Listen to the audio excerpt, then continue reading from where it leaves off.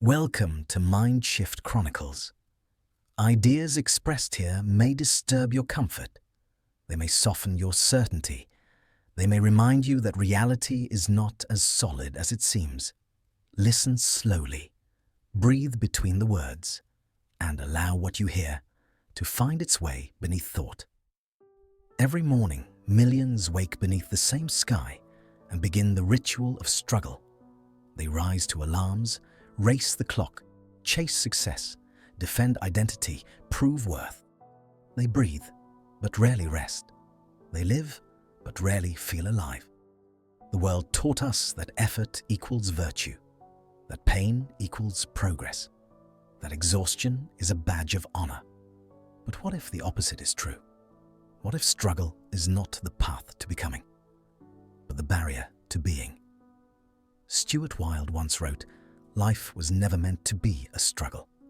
Not because life is without challenge, but because the spirit within us was designed to move like water, not grind like stone."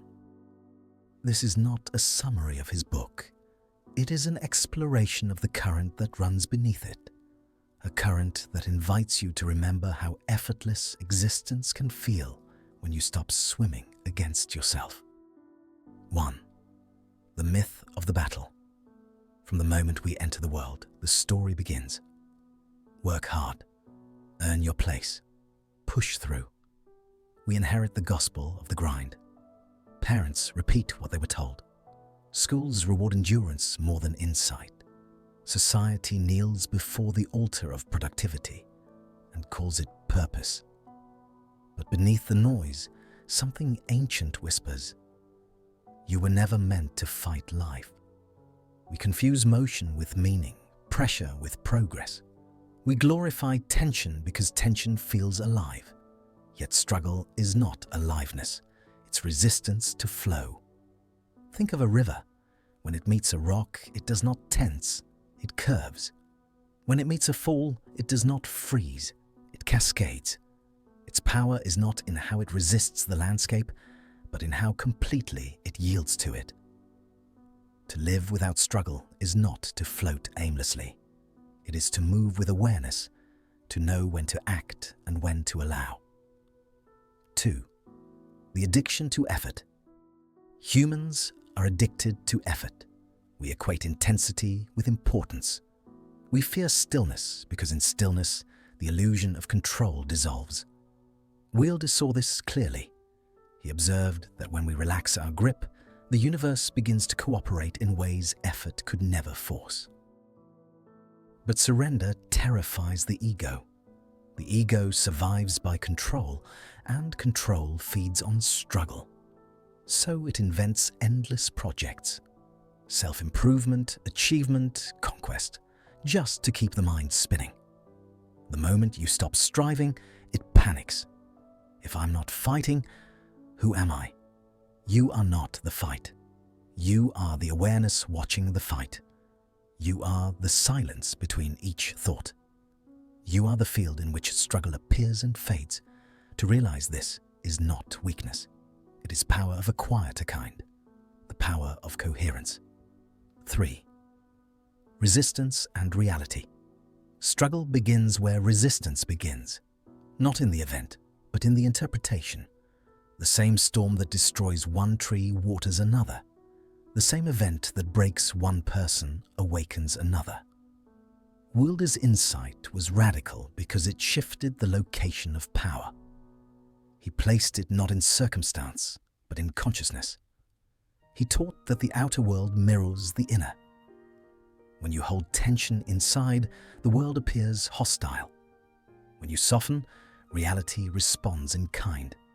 This is not magic, it's alignment. The external adjusts to the vibration you maintain. Every emotion sends a signal. Every thought sets a trajectory. You do not attract what you want. You attract what you are. So when you struggle against life, you call forth more struggle. When you relax into trust, the fabric of events begins to ease around you. 4. The economy of ease. Ease is not laziness. Ease is mastery. It is the art of minimal interference. The most skillful surfer moves least. The best musician plays only what the song requires. The wisest soul spends energy like a sculptor. Each gesture deliberate, nothing wasted. To live in ease is to live economically, energetically aware. But this economy demands faith. Faith that life knows what it's doing. Faith that you do not need to micromanage the cosmos. Wilde said, "When you're in harmony with your own energy, the universe opens doors where there were only walls." The walls were never real. They were constructs of tension. When the mind softens, perception expands. You begin to see paths that were invisible to the anxious eye. 5. The ego and the drama of doing. The ego loves drama because drama proves existence. Quiet feels like death to an identity built on noise. So it seeks complexity. It turns simple choices into moral dilemmas, rest into guilt, success into fear of loss. It pretends to want peace while secretly feeding on friction. Wilde described this beautifully. The ego is like a dog chasing its own tail. It only stops when it's too tired to continue. What if we stopped sooner? What if the chase was never required? Notice how life breathes itself. Notice how your heart beats without command. Notice how creation unfolds, not through struggle, but through surrender to rhythm 6. The practice of allowing. Allowing is the antidote to struggle, but allowing is not passive. It's participation without friction. To allow is to listen deeply to the moment, to sense its direction and move with it.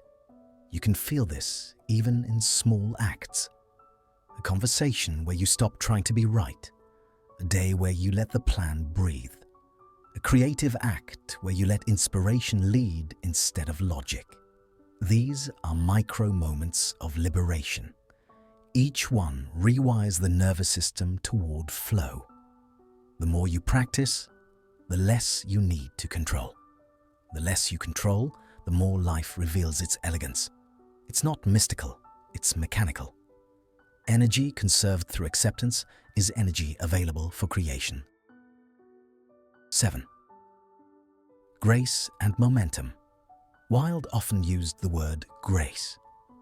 Not the religious kind, but the grace of a dancer who trusts their footing because they trust the music. Grace is not perfection. It's presence in motion. It's what happens when awareness leads action. When you move from grace, even mistakes become choreography. Setbacks become pivots. Pain becomes polish. Grace does not remove challenge. It removes resistance to challenge. And in that absence of resistance, power flows freely. You feel it as momentum. Life begins to meet you halfway. People appear at the right time. Doors open quietly. Synchronicities replace schedules.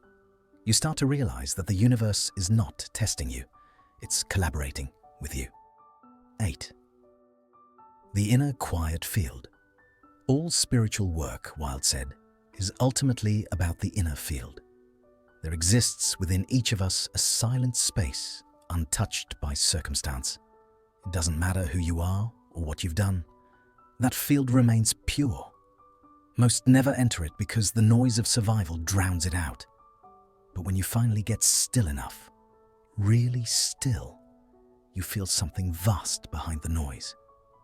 A still intelligence, an observing presence. That's who you are. Not the worker, not the struggler, not the identity bound by outcomes. You are the awareness watching the story unfold. And from that perspective, struggle becomes theatre. You can still play your part, but you no longer mistake the play for the player. 9. When life pushes back. None of this means you won't face adversity. It means you'll meet adversity differently. When life tightens, you'll breathe instead of brace. When people project pain, you'll see the pain, not take the blow. When loss arrives, you'll feel it fully, but you won't build a monument to it. You'll understand that everything in form is transient by design, and that peace was never the absence of storms. It was the stillness beneath them. The stronger your connection to that stillness, the faster chaos reorganizes itself around you. The storm ends, but you remain. 10. Practical flow. Living without forcing. Living without struggle doesn't mean doing nothing. It means acting from coherence instead of compulsion. Start with breath. When tension rises, slow it down. 3 conscious breaths realign your entire energy field. Then, awareness. Notice what feels heavy. That's resistance. Notice what feels light. That's flow. Follow the lightness even if it defies logic. The universe speaks in ease, not in tension. Simplify your world. Declutter what drains your attention. Say no without guilt. Say yes without fear. Treat rest as strategy. Treat joy as discipline. When you move through the day this way, you are no longer the struggler in the river. You are the river itself. 11. Return to origin. Every philosophy eventually leads back to silence. Wilde's path was no different. He invited us not to worship his words, but to test them, to walk into stillness and feel the living truth of effortlessness for ourselves. There, you discover something humbling, that existence is self-sustaining. You do not need to hold it up. It's holding you. When you see that clearly, the compulsion to struggle collapses. You still act, create, love, strive, but the tension is gone. You move from will to wonder, from forcing to flowing, from defending life to dancing with it. 12. Soft. Call to action. Reflection. If this message finds resonance in you, perhaps it's because some deeper part already remembers. Remembered what life felt like before the noise, before the grind, before the world convinced you that effort was proof of existence. Let that memory breathe again. Let it guide you gently back to yourself. And if this journey stirred something, stay with us here in MindShift Chronicles, where each story is another step out of illusion and another step toward the quiet truth that has waited for you all along. 13. Closing. There will always be waves, but struggle is forgetting you are the ocean. When you remember, the waves become music, and life, once feared as a fight, reveals itself as the rhythm of your own unfolding.